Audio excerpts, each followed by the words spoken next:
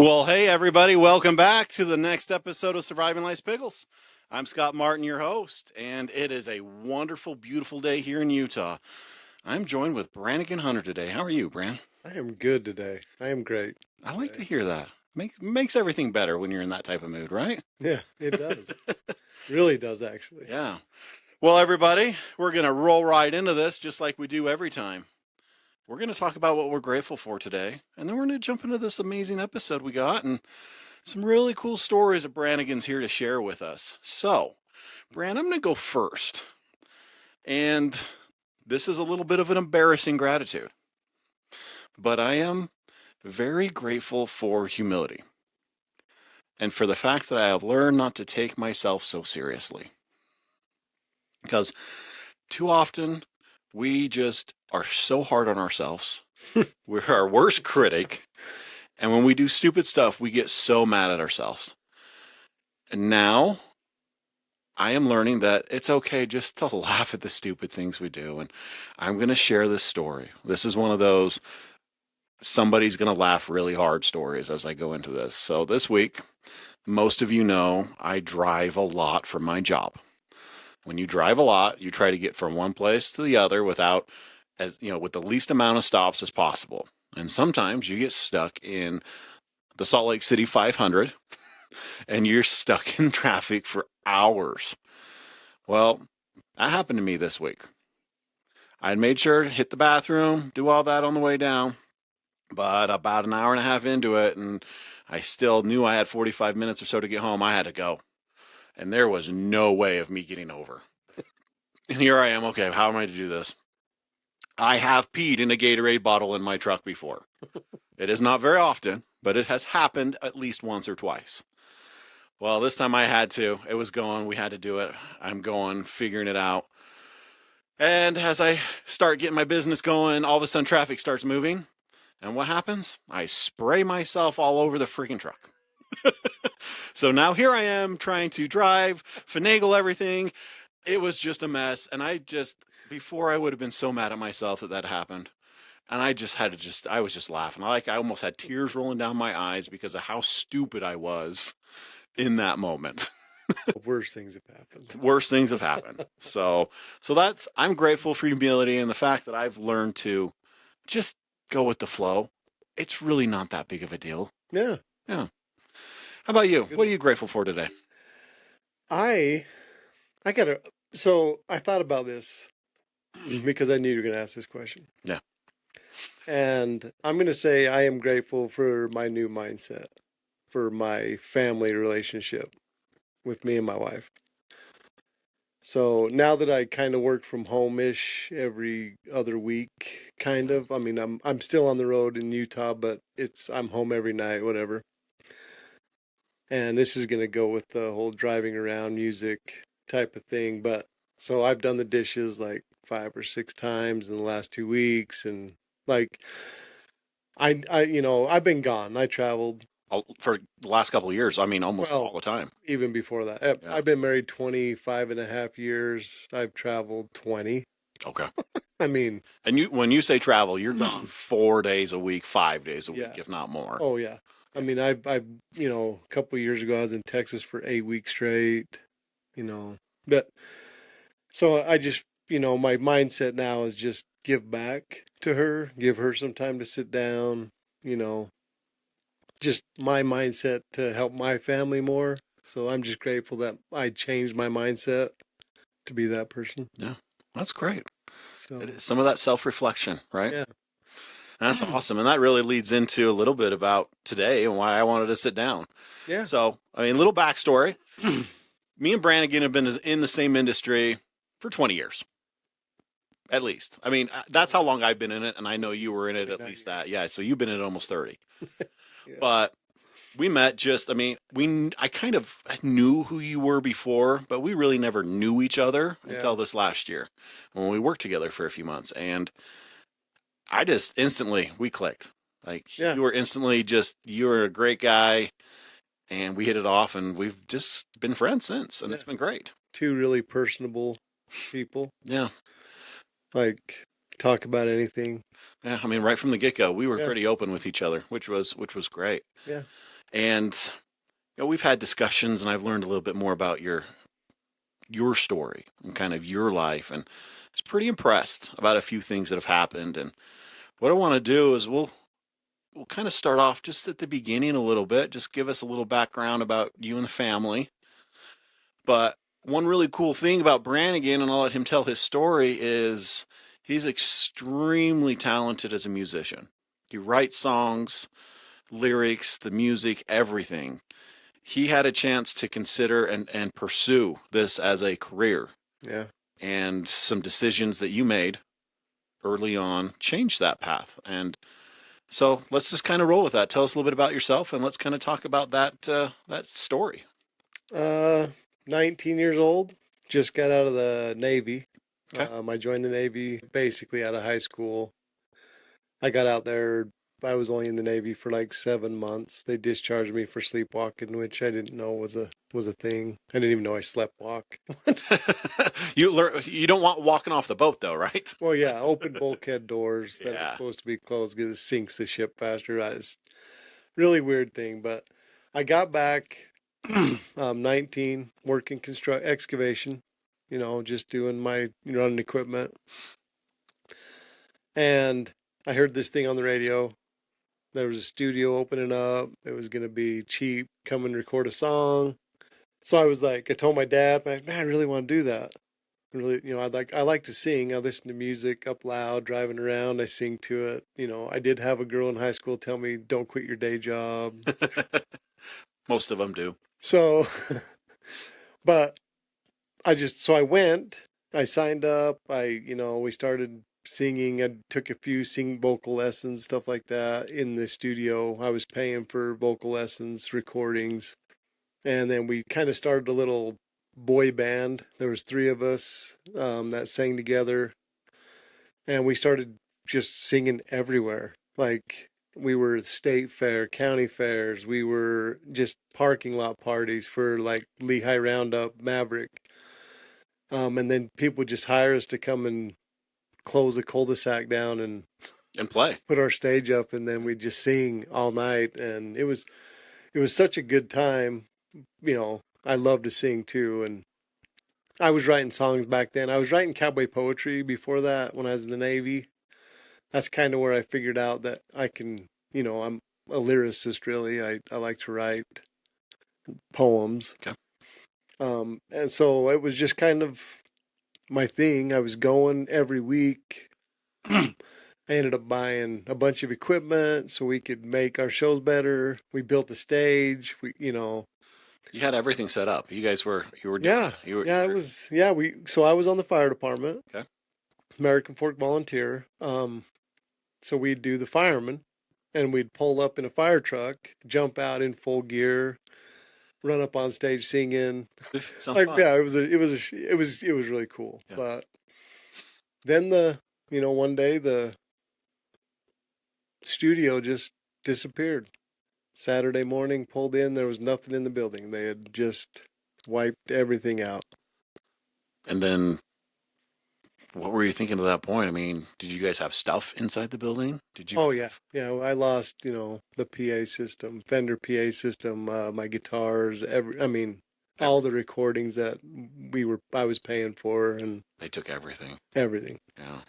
So I just, I was pretty much just kind of, I wasn't married at the time, but it was just that big hit, like, but I kept going. The boy band part broke up. It was just me going out and singing, and just I had a manager that was helping me in the Utah area. We were still singing everywhere. I ended up doing the county fair by myself and singing competitions, and then I met my wife, and that's where my musical life ended. Yeah. At least professionally. Yeah, yeah. I mean, at that moment in your time, you made a decision that it sounds like you wanted the family over the music career. Yep. Married 25 and a half years, four kids, two grandchildren. Still sing karaoke as often as I can. Well, and I mean, looking back at that now, do you have any regrets for making that decision of just, what, I'm done pursuing this, I'm just going to do here? Or you feel like you made the right decision? Well, so now the perspective changes. Like my son is going to Nashville. His work is sending him there to move. He is a singer. He is a songwriter. He plays. Actually recorded some songs. We've wrote some songs together. So I kind of just gave him everything that I've wrote and everything I've done, and just said, "Here, if you're gonna go do it, then at least go with something in your back pocket." Here's some material. So he took one of the songs, recorded it. It's pretty much almost done. I think he should have it done. He's leaving Wednesday, so He'll have it done before he leaves, huh? I hope. Yeah. But I mean, he's got it close enough to put it out as an EP or whatever. Okay. So So he's gonna kind of take your dream and his dream and run with it. yeah, and I'm excited because That's great. I mean, I don't get to live through him, but at least I can help him as much as I can. Yeah. So I write all the time. I'm in a hotel a lot, so I have a lot of time to myself. Yeah. So I just write lyrics on my phone, and so it's just I'm glad that part of my life is gonna be able to move on with him, and Yeah. Look at it a different view. yeah, So do you use kind of writing the lyrics and different things now as more a therapeutic, or is it just you?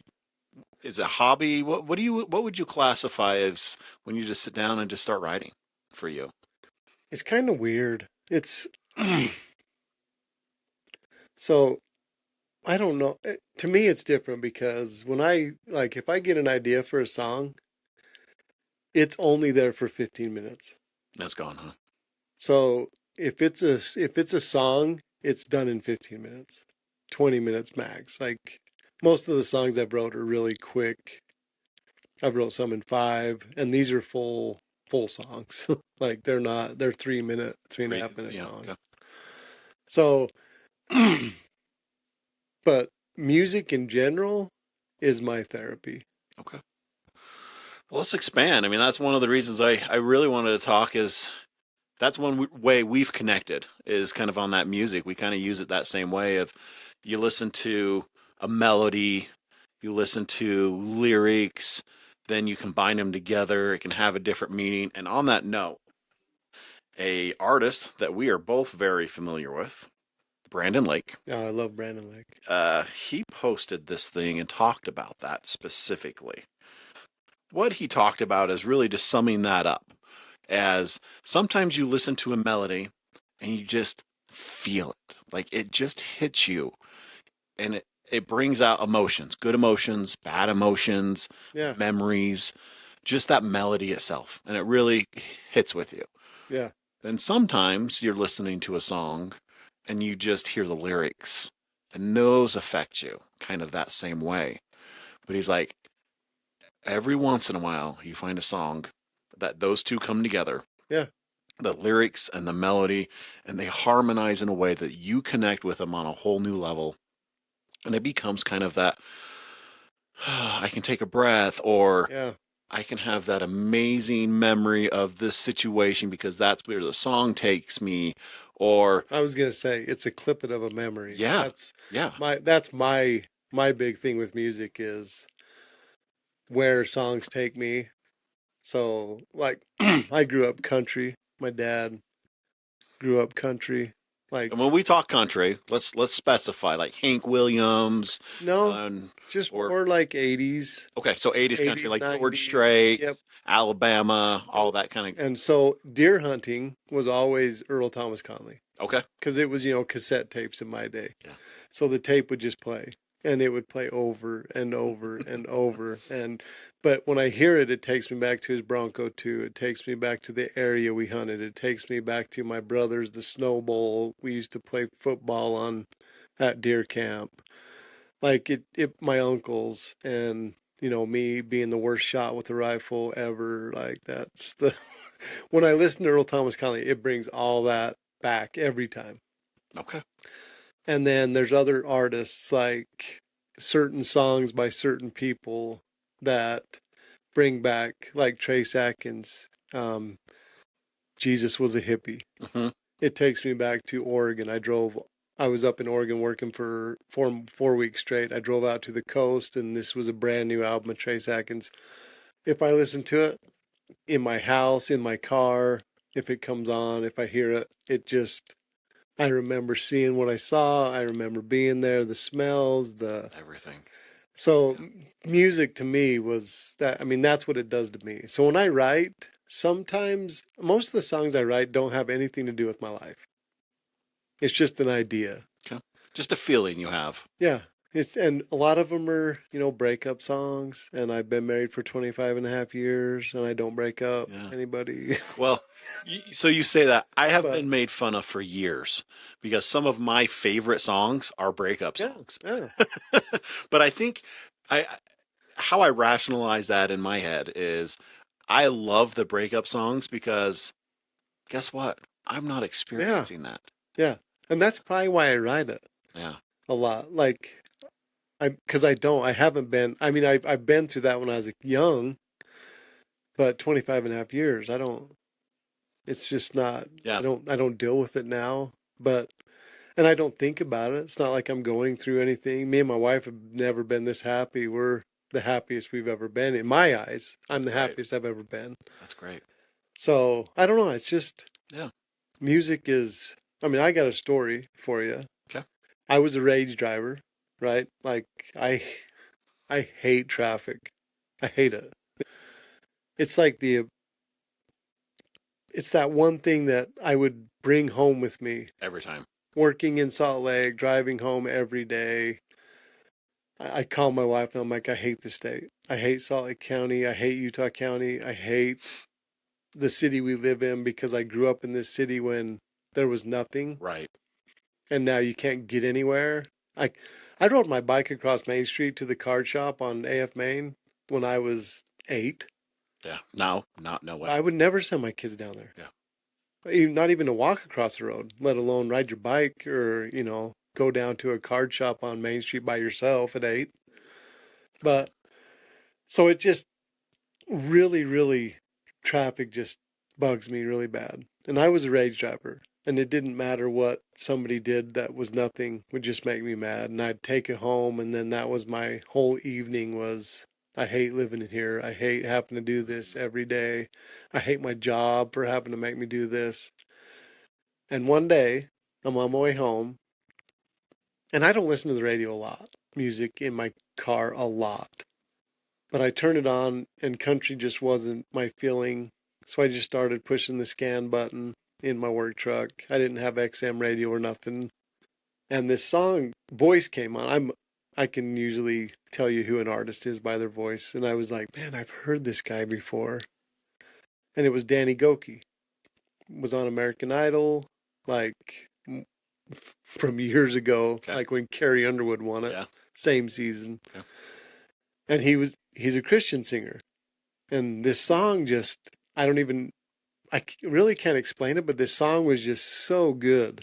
So good. Like we were just talking about. Yeah. Hit you in all the The levels. melody, the Lyrics, music, the everything. lyrics, everything. And I listened to the song and I just left it playing. It was K-Love Radio. And I just, and then I drove home. I didn't call my wife that day, but I never got angry. Never, and I just got behind a car and I just drove all the way home. Same amount of time it was going to take me if I tried to scoot up a few Mhm. spots or cut this guy off and I was so relieved. And now if if I'll just turn my radio off until I get to the bottom of Party's Canyon And then turn it back on. and There then you I'll go. turn it Yeah. on because it calms me. So it's just and I never listened to Christian music my whole entire life until probably 2 years ago. Okay. So I caught something you just said. I want to expand on it because this is where I really wanted to kind of dive into a little bit is you just said you don't often actually turn the radio on when you're driving, but when you get to a certain point, when you know it's going to start becoming traffic or stressful or anything like that, that's when you turn it on. Yep. So during the other times when you're driving around, what do you do? Oh, I talk to myself a lot. Okay. So usually I just kind of think about where I'm at that moment in time, like with my work or what jobs or so I'm a overthinker, Okay.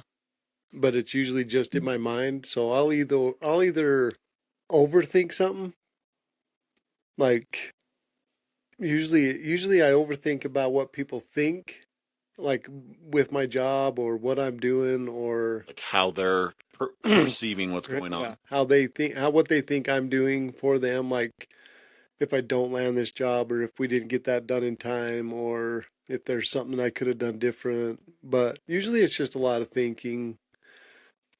I try to kind of plan out my next move while I'm driving, like what I'm gonna do next week or the next day, or if I'm on my way home, it's what my weekend plans are. What can I do when because that's kind of what I'm trying to think of is what the next step is for me, even when it comes with work. Like, where am I gonna go? What am I gonna try? And these are long, long conversations in my brain. Well, and that's one. You're kind of an anomaly in general, being able just to drive in your car in silence and work things out. There are very few people that I've ever met that have the patience and I guess the kind of control where Yeah, they can just be calm and be able to do that. I am not one of those people, but I took your advice and a couple weeks ago I got up and was going to work and I go all the way up to Preston, Idaho and okay, back in the day. So it's a full day of driving. yeah, And I decided, you know what, today nothing. I'm going to drive in silence. There's going to be no audiobooks, no radio. I'm just going to pay attention to my surroundings and see what comes up. At first, I was starting to go, oh, I can't do this. Like I'm just in this car all by my in the truck all by myself driving, and my mind's just racing and racing and racing. And then the more I thought about it, it's like, okay, well let's talk about it. Let's figure out what's going on. And I kind of started doing that because I had heard that I mean, you do this all the time. And I started just one by one. All right, let's think about this thought. Let's talk it through. And I started knocking them out. And by the time I actually got to Preston, my mind was just quiet, and I was just literally just looking into the scenery. I was just enjoying the yeah, drive for the drive. And on the way home, same thing. Drove all the way home just for the drive. I had a few things to work out because work stuff had come up, and I was trying to figure out how to work through a few things. But as soon as I hit traffic, I still radio was off, and I just was driving down the road, looking at people next to me, waving, just saying hi, yeah, through the windows. And I got home and I told Hillary about this, and she's like, "You're crazy."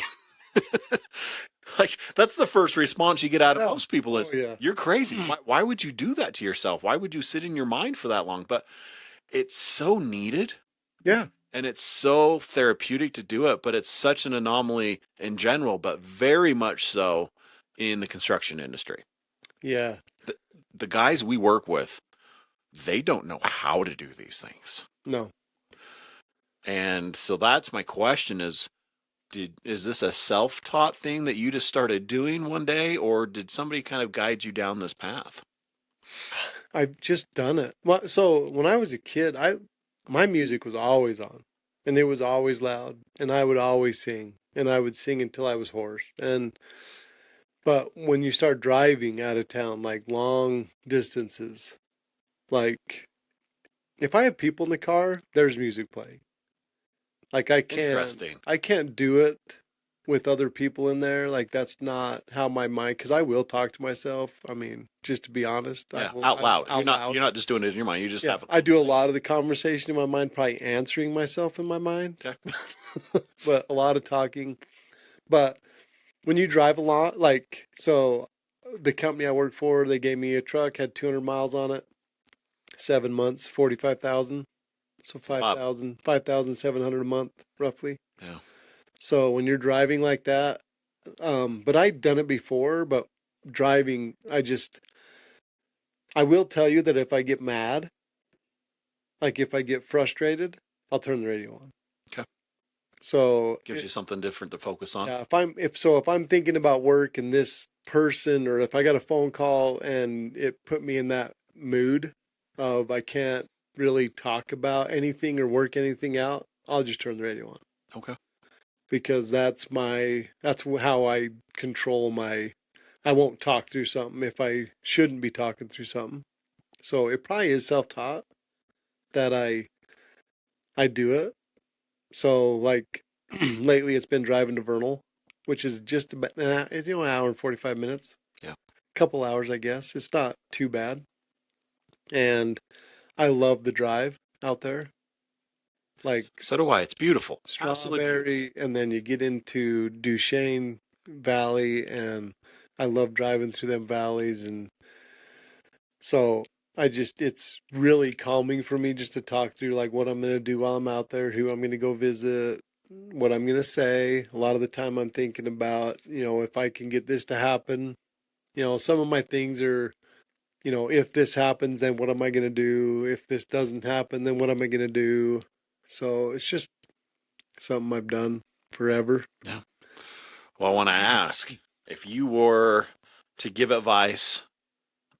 I mean, you and me have had conversations, and I was intrigued, and so that was what really kind of sparked me.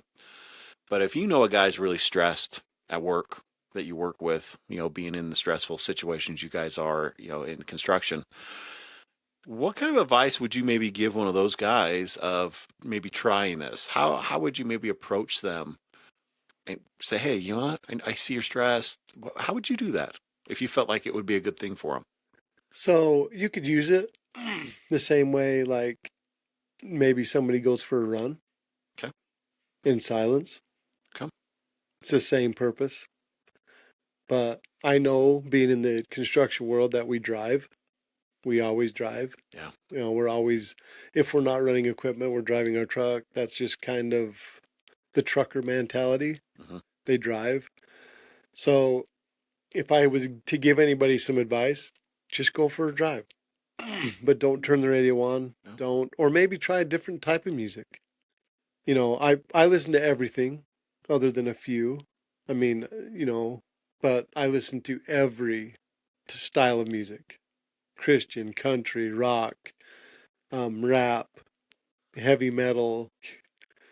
I have in my life listened to everything Everything. and liked a song in every genre of music. Every one of them So has a purpose, right? yeah, and you take them all different, but the silence part for me is it's probably golden.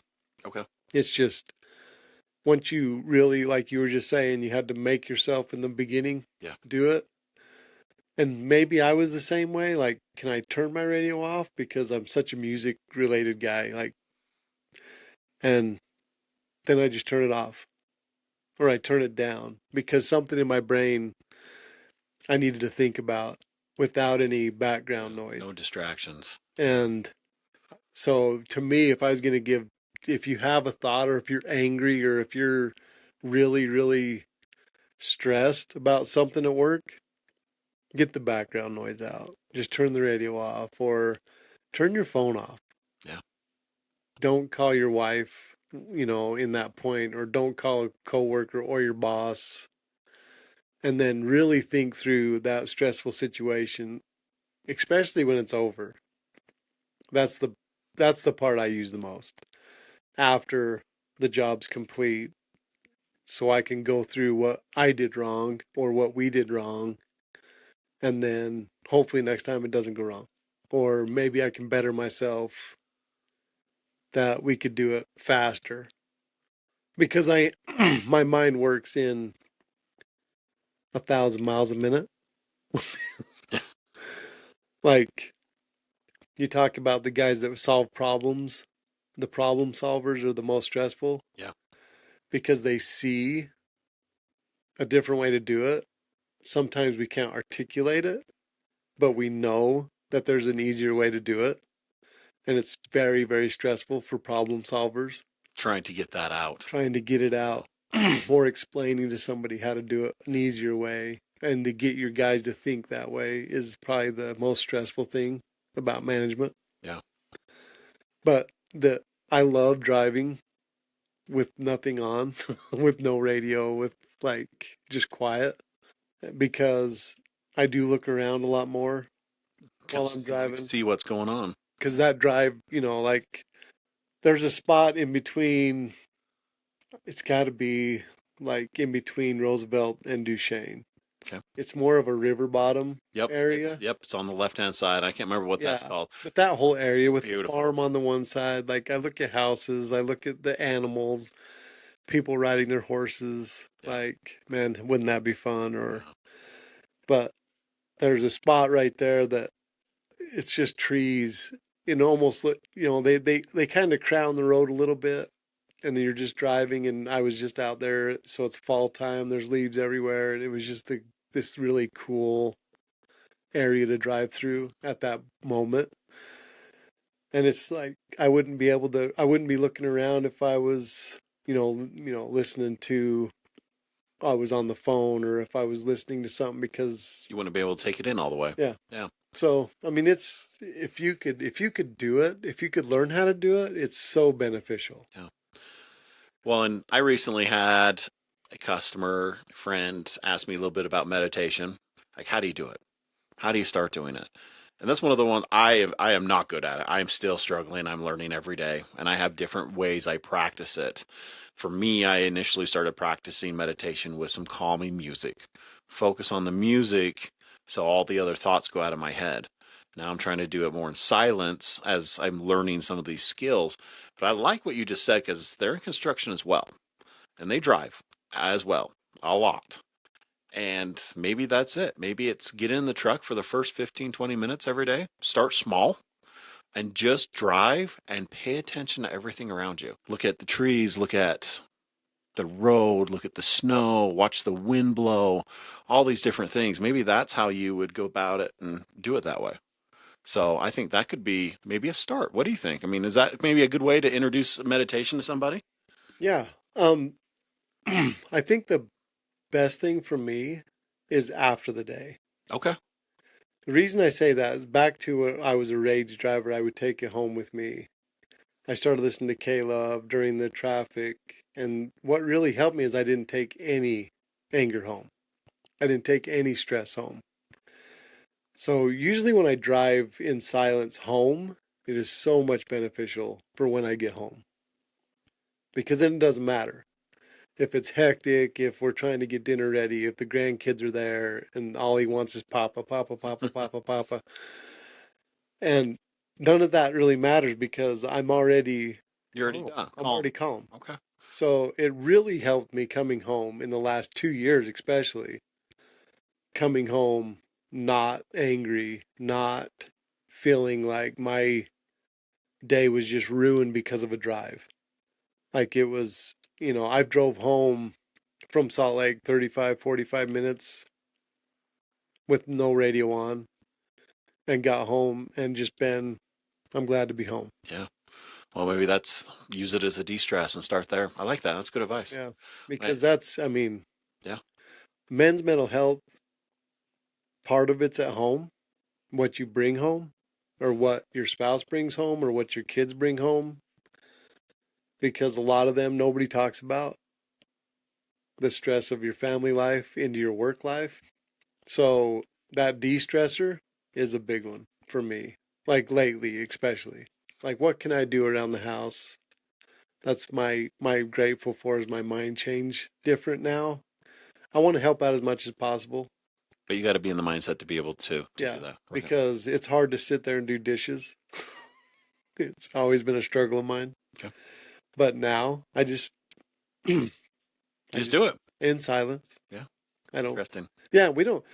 My wife will play music when she's cleaning, Yeah. but it bugs me. You like to do it in In silence. You like silence. to be able to Yeah. focus. Yeah. So it's really weird. Yeah. Well, it's kind of a weird paradox because you love music so much Yeah. and it's such a good part of your life and it's helped you through so many things.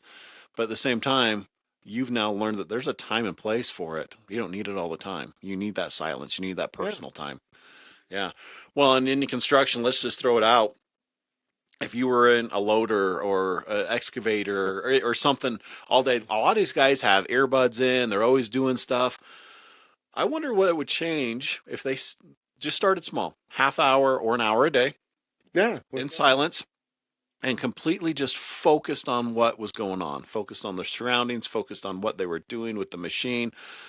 I wonder how job sites would start to change if they started implementing a little bit of this mindfulness why they're working. probably a lot, because what can you think about for an hour in silence to do your job better? Say you're loading trucks and that's all you do all day. Yeah, You which is just load trucks. it's a pretty monotonous job. Yeah. Yeah. But for an hour, if you're doing it in silence and you thought about what you were doing at work or what you were actually seeing, you know, is there a different way to do it? Or is there a better way to do it? Is there a faster way to do it? Can I, maybe I play a game in my brain. Can I hit 8 tons exactly? Can I hit 7.5 tons exactly? 2 buckets is this, and this is what the truck needs. You know, like there's so much you could do with that I would do, I guess. I would do that in my brain. Okay. That's good advice. I mean, I think people listening could maybe take it. I know there's some guys listening that should try this out and experiment with Yeah. it. Yeah. Now, there's another thing you do that we've talked about a few times that's complete opposite from the norm of a lot of other people. So, a lot of other people, you're in a hotel room or you're just at home.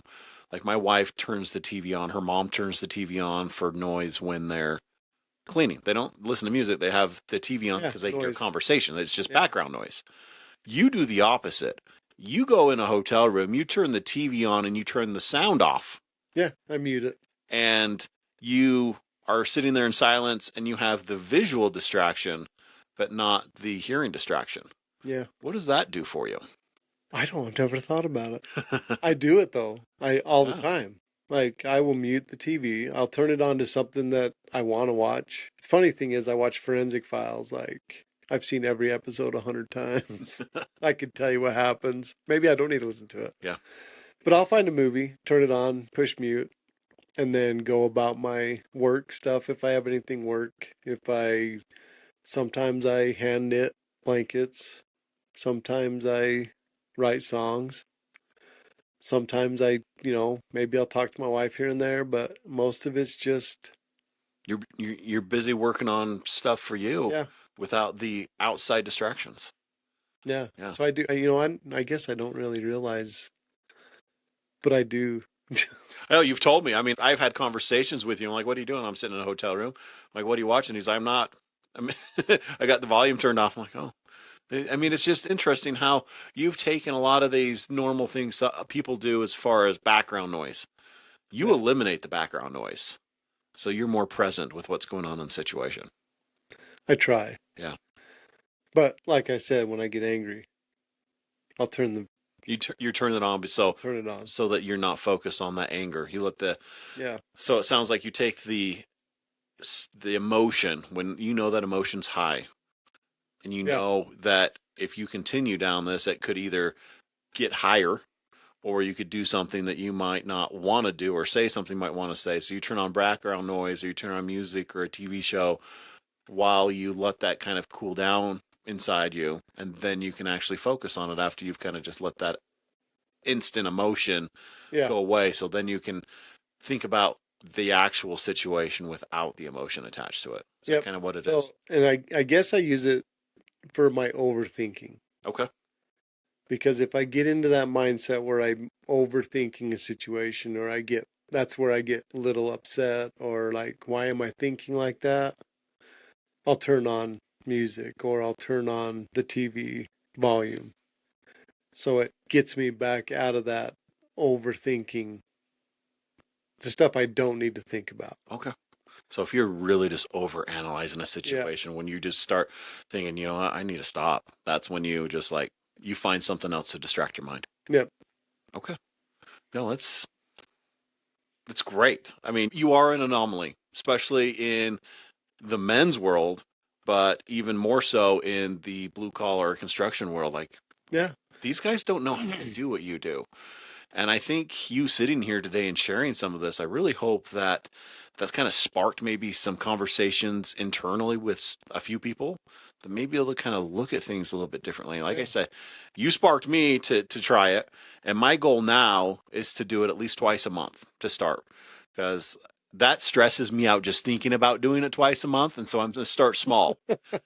So this week I have a longer drive I've got to do upcoming, and I've already planned in my head that during that drive, that's what I'm going to do. And so I'm setting myself up to, okay, this is my time. I'm going to work through things. I'm just going to enjoy it.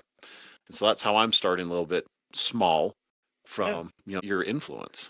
Or if a thought just comes into your mind, like a conversation that you need to have with somebody, turn the music off Okay. or turn the podcast off or turn and then really think about that conversation or what the next step of that is and then turn it back on That makes sense. because that's really why I use it. I mean, I think that's why I do it. I don't really think about it anymore. I just do it It's just natural to you. because I want to make sure that what I'm doing next or where like if I'm going to head to this project, this job, or try to get a job, or go cold call and knock on a door. I want to make sure that it's 100% thought through before I get there. And this is where the overanalyzing comes. Well, what if this happens, or what if this happens, or what if they say this, or which has happened Yeah. in my line of work. We can't give you a name, we can't give you a phone number. Well, what about an email? Like, and all of these thoughts have already went through my mind. But it also brings up the thing of what can I do better if I had some visual that I don't have, or then I can go back to my company and say, if I had this, this would be really good. This would be a lot better And situation. then, I spent an hour running through that. Well, what would that look like? So, Well, and you say that sometimes I'll be I want to a book. It's a great book. I'm like I love this book, but my mind's got 10,000 things going on and I can't focus on the book. And so I'll do the opposite. It's I'll have to turn it off because I can't focus on the book, yeah, not because anything else. Is like I want to listen to this, but I can't because I got so many. So I'll have to turn it off and either just turn on some quiet music or take a few minutes, like you're saying, take 5-10 minutes, and all right, what's going to happen to this? What's going to happen with this? Oh, that's not a big deal. And kind of work through it, and then once you kind of do it, it's like, oh, okay, now you can turn it back yeah, you on and go back. focus on what's going on in that book. So, yeah, that's it's really good. So I wanted to touch on a lot of this stuff we're talking about today. You really hadn't talked about before you and me had met, from No, what I understood. And as things were going, and I kind of told you and shared with what we were doing here, it kind of opened your eyes a little bit of there was a lot going on in our industry and really just in men's mental health that you didn't realize because you've had such a pretty sound foundation yourself of how you've been dealing with things that you weren't aware that other men struggled so hard with a lot of this. yeah, I've worked with 4 suicide guys that I worked with for years that committed suicide. Never before me and you'd ever talked, ever even thought that there was an issue in construction. I've been in construction since I was 19, 29 years. My first MSHA was 1996. Like, that's how long I've been in mining and in running equipment. And I'll tell you, I look back now, I still would have not, never, I still wouldn't have been able to see it because it never, ever crossed my mind. Now, when I talk to people, I listen for like a trigger or a feeling. So, and then I'll talk to them, or at least, hey, everything's going to be all right. Like, you got, come back tomorrow and let's try this or let's do that. Or because now it's, ever since I talked to you, I've been to some of the meetings down there in Linden, and it, it does open your mind to what certain people go through. There's one guy keeps coming to mind that I worked with. He rolled the dozer, got ejected, rolled on him, broke. half the bones in his body. Um, Can't walk very good, health issues from being crushed. I just wonder, maybe I should have spent more time talking to him after that. I wasn't really, I was his boss, but I wasn't actually on site for that, thing to happen. But well, and I think that's, I mean, a super admirable of you now. You're starting to realize this. And I mean, really, I feel you have a gift. You have this self awareness and this mental health that you've been blessed with your whole life of being able to work through things and just understand yourself and being able to just kind of try to be positive and try to not take your things out and take the time to figure out situations. And it's awesome now that you're starting to share some of these stories, some of the routines you do, like driving in silence, things to kind of help these guys maybe look at things a little differently.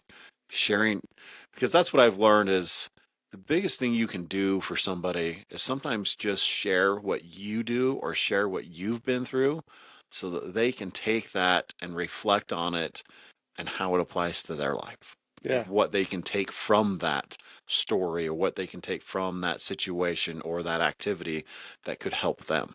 And what you're doing now is awesome by sharing this with your employees, sharing it with some customers, and, just having more kind of meaningful conversations because now you understand the guy you're talking to in front of you. yeah, He doesn't have the skills that you have. And so you're trying to pass some of those on. So I want to thank you for at least starting this and continuing to do this because you're making a difference out there. You might not know it or realize it, but you are. And I appreciate that. Yeah, to me, it's now that ever since I met you, like, I have a little pickle on my keychain because, every time I think about where I'm at, I've had a really good life. Like, I've had my really bad parts of my marriage, really stressful times of work mhm, or without work, or like, I mean, it's construction. We all been there. But I've been blessed with the wife I have. But I mean, just lately, the last 5 years has been really different with me. Like, I don't think I put enough into my marriage the first 20. okay. Well, and I'm glad that you realized that. It took me a couple marriages to figure that part out because now I see that with being Hillary is now I'm trying to put more of that effort in, trying to Yeah, put more of that okay thoughts into the other person. How was her day? Oh, I've seen that she's had a bad day. I've had a good day, but let me help her today, type thing. yeah, It's being mindful of the situation, right? yeah. But I mean, I love to help people. I mean, especially workers. I get teased about being too happy at work. Cause I'll be there at 7 o'clock in the morning Yeah. and I'm just, hey, are you guys ready to work? And everybody's just like, dude, what is your problem? Oh, And that's one thing I have to say. Ever since I met you, you are the happiest guy. I have seen you upset. Don't get yeah, me wrong. I've seen you upset and frustrated, but you are just happy. And you just show that because, and what I've learned, and I'm still working on this every day, is trying just to be the happy person. There's no sense in just being mad. It doesn't do yeah, anybody any good. You can get frustrated and get frustrated, work through it. yeah. And I probably drove home in silence Yeah. right after I was mad. I mean, I do. I get the same emotions that everybody else gets. Like that's not. I get down on myself. Your thought for today, what you're grateful for, I struggle with. I am always hard on myself. Yeah. But I have niche that keeps me calm, keeps me looking forward. If it's driving in silence or Caleb radio or whatever the things I use to calm my mind, because I think that's really what keeps me moving forward with being a happy person is I don't bring it home anymore. I used to. I used to bring it home daily, and it was such a nightmare to deal with that. Being gone for weeks and weeks at a time and then come home angry. Yeah. Like that really doesn't help the situation. So I don't, and then meeting you and listening to some stories down at the thing that really put a perspective in for me, like some things that I went through. I like, dude, this guy's going through the same thing. It's like, wow, that's weird. But there's probably a million of us that That that all have the that same situation. that have the same situation. So yeah, anything to help out a person or just try different things. Try to be happy. Yeah. I know it's probably really hard for some people to smile, but You know what? Sometimes all it takes is a smile. There's we had him on the show a while ago, John Kirkham. He's a seminary teacher, and he makes these inspirational signs and holds them up. And he made the shirts that say "You're awesome." The one I've wore it a few times to work, and yeah, it's funny how the reactions you get when you wear that. People are like, "Oh, hey, you're awesome too," and kind of brings that. But it is those little things that you can start doing. Is smiling at somebody yeah, or waving at somebody. If somebody cuts you off in traffic, instead of flipping them off, why don't you wave to them and smile and say, "Have a nice day," and yeah, see how that goes? See if that changes the situation. yeah. I still get mad driving Yeah, sometimes, I think we all do. but it's usually when I have a passenger. I don't know why. When I'm alone, I really when I'm alone, I whatever. I'm the Yeah. I'll still do this, I'm just gonna follow that car and then they can blame that car if we're not going fast enough. But me, I'm content. Yeah. But when I'm with somebody, I don't get mad. Like I don't, but we'll have music playing or whatever. But I get more, More agitated. yeah. And it's probably because I can't think to myself, or I don't. I'm not. Maybe I'm in a conversation, or maybe I'm just not focused because there's somebody else I'm focused on, Yeah. or something. That makes sense. I usually get more agitated when I have passengers in the car, but that's usually because my passengers are the ones getting agitated. They're the ones yelling at people Yeah, when they cut us off. They're the ones saying that guy's an idiot. And I'm just like, it's fine. We're just going. And they're like, no, it's not fine. And so that gets me worked up. So I kind of have the opposite yeah, situation yeah, as when I mean, I do get the same as you, a little bit more agitated, but it's because the people in the car are the ones agitating me because they can't stand the people driving. yeah. And maybe I do that with my wife. Maybe I just agitate her more Maybe. because if she's driving and I see something, I'm like, what are they doing? Why are they doing that? Why? Yeah, Yeah, she's going to listen to this and be like, yeah, you do yeah. that. Well, I'm pretty sure she would listen to this and be like, you do that. Yeah, yeah. Yeah. Well, I mean, you've shared some great insights on things that you're kind of doing and kind of what's going on and how you've kind of realized that mental health with men specifically is something that hasn't been talked about a lot. And there's a lot of things that should be more open and just okay with having these conversations. So, what are a couple pieces of advice or a couple things on your mind that you feel if you share today, maybe you could help somebody listening, maybe approach a situation differently or work through a situation differently or just themselves? So I've been in management for the last 10 to 12 years. I've been a manager. And one thing I'm really, really with my guys.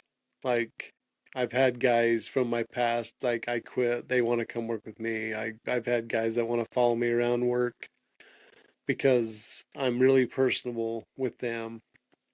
And the one thing that I could give you as a manager or even just going through your day-to-day work is if you do get mad, just stop.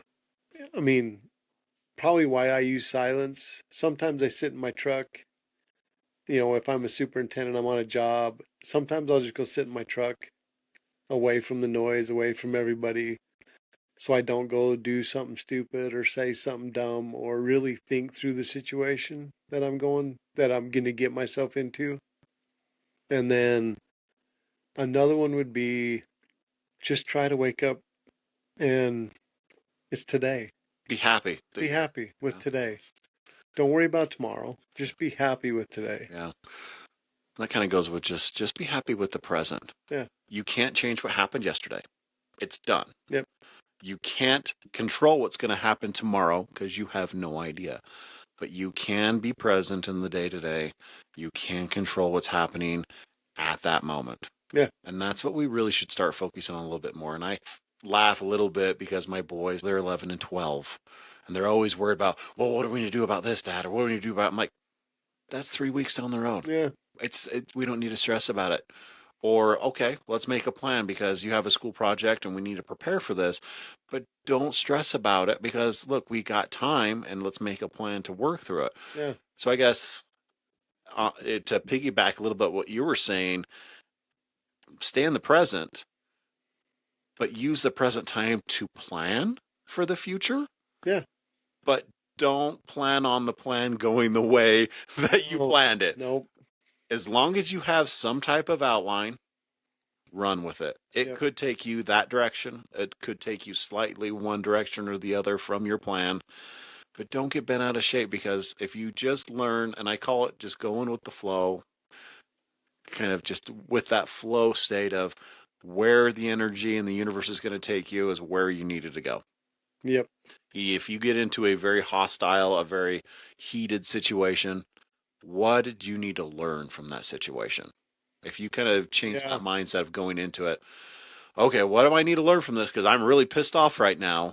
If you can start adding those little things into your mind, Yeah. sit. Because then it turns into what can I teach him of why I'm getting agitated? What did I miss in my teaching Yeah, of this person? yeah, Or what are they doing that is making me angry? And can we talk about it? Or can I change my point of view on it? Or can I teach him something? yeah, But the last thing that I would say I want somebody to do, and which is I do, I don't think you know this, but if I have a feeling like I get really down or anything, I call you, or I text you, or I text Corey Van Cal, or I text somebody, because reach out to somebody, yeah, because that is the best help. And if you think they're not going to listen, you're wrong. It could be your loader operator at work. It could be the forklift guy. Just a friend, but call somebody and then tell them how you're feeling, or just say, "Hey, it's not going very good." Like I'm pretty sure yeah. me and you have text that. Oh, I've yeah, text that to you, like, "Man, this job is just killing me," yeah. or "I just feel like I'm failing." Well, and sometimes that's all it needs. You just need to get it out. Yeah, For me, I'm very similar. I'll do the same thing, and there's a handful of people I'll reach out to. For me, it's just having a conversation with somebody else, yeah, learning about what's going on in their lives, so I don't have to think about why I'm depressed or why I'm frustrated. I want to listen to what's going on in their life. How are they doing? yeah, Kind of that refocus. Yeah, yeah. It does too. That's so. Sometimes that's just my little niche to get me to think about what I need to do to get back on track, or yeah, where I need to go from here, or and it's just little things. Like I've never ever had the feeling that I needed to do something insane in my life because I was so depressed, or but I do get depressed. I'm a happy person, but I still get frustrated at work. I still get frustrated with people, and I'll just, "Hey, how yeah, you doing?" yeah. Just checking in, Yeah. and you know what? On that other end, if somebody reaches out to you, make sure you respond. Yeah. You know, sometimes the no response, if you can tell somebody's frustrated or having a bad time and you're like, I can't deal with this, stop and take a few seconds and think about it and say, you know what, maybe they just need somebody to talk to for a minute. Can I make a couple minutes Yeah. to make the time? And so if you're on that receiving end when people are reaching out, think about it as that way.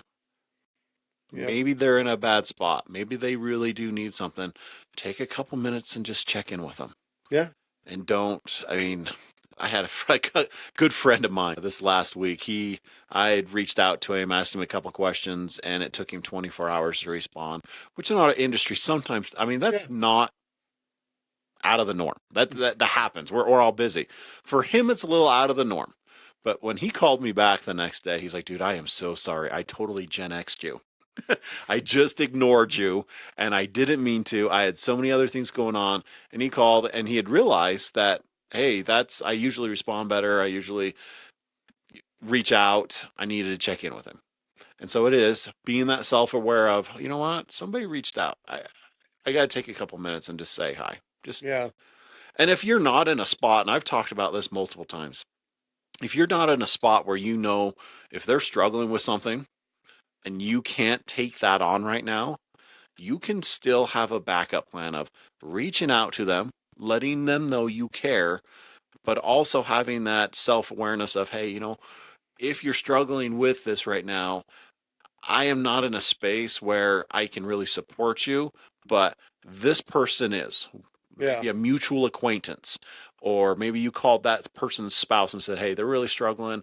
He reached out to me. Can you check on them?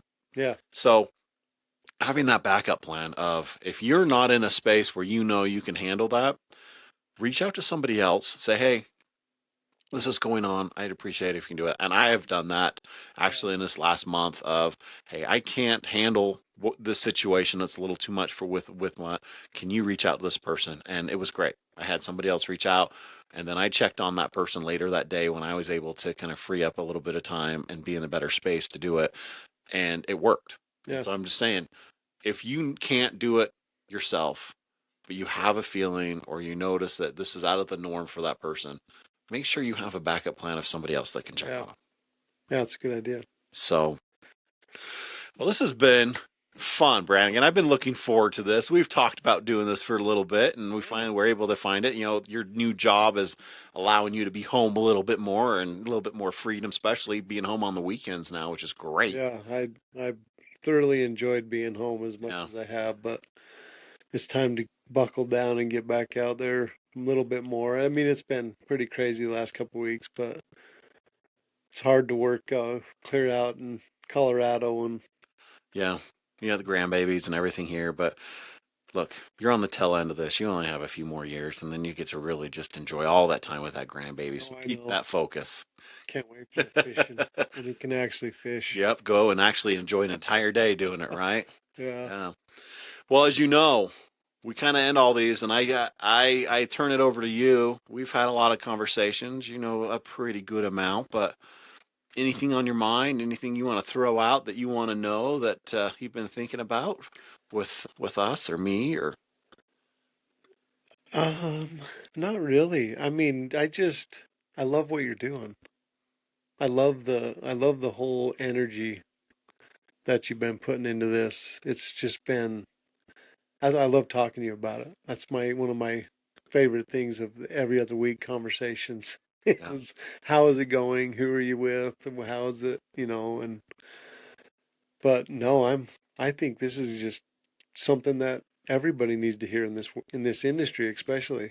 Like, Well, and if again, we're just here to spread some messages, talk about techniques and different things that you use, I use, other people come in and talk about of how you can help yourself, how you can help others. Again, we're all in this together. yeah, We're we are all here. We are all alive together. So let's just help each other out. There is no sense in just doing this by yourselves because you know what? It's not fun, yeah, one, but you can't do it by yourself. We're here as a community. Whatever your little close knit community is, everybody's is different. Enjoy those people. But also don't forget about the people outside of that circle because yeah, we're all here yeah, together. And my wife did something and I just commend her. It was great. And she never wants to take any type of praise or anything, but she had stopped and grabbed a coffee and a few things at the gas station after dropping the boys off for school as she was heading to work a couple weeks ago. And there was a homeless guy there in a wheelchair, and she started talking to him, just said hello, just wanted to say hi to him, and realized that he's in a wheelchair. It was getting cold. She could tell his hands were not in the best shape. She went inside. She bought him a nice pair of gloves. She brought him out a couple hot meals, and it's funny. I've bought food for a couple homeless people before. Every single one of them just want a piece of pizza. yeah, So she had bought him a couple pieces of pizza and some gloves and some drinks and just told him to have a great day. And she loved him and she was thinking about him. And that is something, especially right now. It's Yeah. that time of year. It's getting cold here in Utah and in the Rocky Mountain area. It's getting cold. And so be aware of those people who maybe are a little less fortunate than you. And if you're in a spot Yeah. where you can do something for them, see if you can make their life a little bit better by giving them something warm to put in their body, or giving them something warm to wear to help them. Try to just make their life a little bit better if you're in a position to. And if Yeah. you're not, the best thing you can do is say hi to them. Yeah. Let them know that they're not alone. Don't ignore them. Yeah. They're not the lepers, any of that. They are human beings, Yeah. Be a human being. and they've gone through their struggles. And you might not agree with them. You might not like their struggles they've gone through that's put them in that situation. But some of us have to learn the really hard way. Some of us go through the hard things and we end up in situations like that. I mean, Hillary has been one. She was homeless. She lived in her car for well over, I think, 4 to 6 weeks. I think maybe even longer there for a little stint. So she understands what it Yeah. is to kind of be in that situation. And so just say hi to them. Sometimes that's all somebody needs, and just spread that joy as we're kind of going through. Yeah. But, well, Bran, again, this has been so much fun. It has. And I appreciate you having me on here. I really hope that somebody listening today has taken a few things that we've said and thinking about them. Try to implement some of these things. Sit in silence. Start with maybe the drive, because at least on the drive, you're not just sitting in a room looking at a wall. Yeah. Driving down the road, you are looking at something going on. You're seeing the scenery, you're seeing the people by, you're seeing the cars. Focus on something as you're driving and just start small. Yeah. Maybe it's 5 minutes. Like you say, maybe it's right after you get in a situation and you just want to decompress and run it through. Take that time and just kind of run through it. Yeah. So that's kind of the advice that I think we want to leave everybody with today is that of try something new. Take some time to do something for yourself, something new, and don't be afraid. Yeah. Right? Sometimes we're all afraid to get on our own heads. I know I am. I used to be. And so let's experiment a little bit. Yeah. So, well, everybody, we can't thank you enough here again for tuning in today to this show. You guys are taking time out of your busy lives to tune in to us and listen to the people we have on here, the messages, their stories. And we're just so grateful for that, because we would not be here continuing to do this without you guys. Your continued support, your continued responses, interactions. Thank you. That really means everything to us, and we appreciate it, because that's why we're doing it, is to connect with you guys and to help navigate your pickles on a daily basis that we all go through. So again, as I end all these episodes lately, we're going to do it again. Somebody out there listening knows somebody that could use this message. You know somebody that could learn something from this today. Take this episode, everybody listening, and share it with somebody you love or somebody new. Say, hey, check this thing out. These guys are all about pickles. Maybe they'll be surprised. It's really not about pickles, just in a different sense. So thank you, Brannigan, for sharing your pickles today. Yep. No problem. And for being, just surviving them. And we appreciate it. And everybody, we hope you have a good rest of the week. And we can't wait to see you till next time. And don't forget that you are a big deal.